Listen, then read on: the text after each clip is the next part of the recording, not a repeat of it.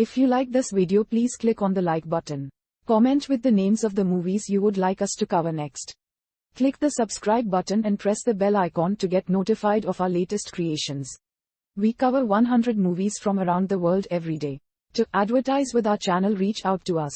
Our contact information is on our channel page. Now, let's move to the plot of this movie. In 1956, Father Noire and Jacques perform their daily chores in their church in Tarascon, France. While investigating a disturbance, Noire is raised into the air, set on fire, and burned to death before a terrified Jacques flees. Following the events at St. Cartha's Monastery, Sister Irene now serves in a convent in Italy. Maurice works at a boarding school in France, where he has befriended a young Irish student named Sophie and her teacher and mother, Kate. Irene has a vision of Maurice asking her to save him. She is dispatched by the cardinal to investigate a series of deaths across Europe, attributed to the demon Valak. Due to her previous experience with the demon, she travels to Tarascon with Sister Deborah, a young novice who expresses her difficulty in accepting miracles, such as the real presence of Christ in the Eucharist. Meanwhile, a delivery girl witnesses Valak talking to a possessed Maurice before Valak kills her. In Tarascon, Irene is haunted by Valak and has a strange vision. Deborah tells Irene that she received Noire's rosary from Jacques. At school, Sophie is bullied by classmates and locked in the deconsecrated sealed-off chapel. The bully points out the goat on the stained glass window, claiming the devil appears when the sun shines through and turns the goat's eyes red.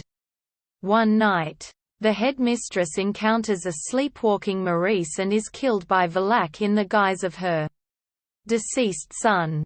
Irene and Deborah travel to the Palais des Papes and meet with a librarian.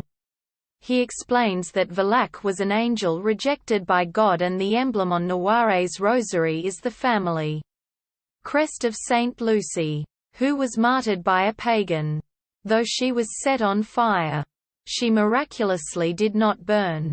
Her eyes were gouged out, but her family recovered them. The librarian suggests the demon is killing Saint Lucy's descendants because it wants this powerful relic, last known to be stored in a former monastery turned winery. The winery then became the present-day boarding school. At the school, Irene and Deborah face off against a fully possessed Maurice.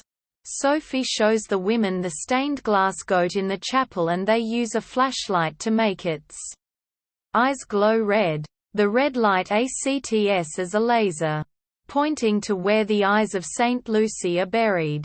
Irene finds the relic and the stained glass goat vanishes, reappearing in real life as a demonic creature.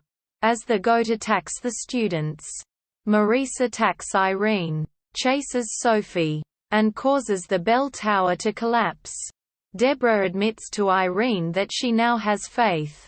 Irene uses the relic against Maurice, but he grabs it, causing Valak to appear. Similar to Father Noire, Valak lifts Irene in the air and sets her ablaze.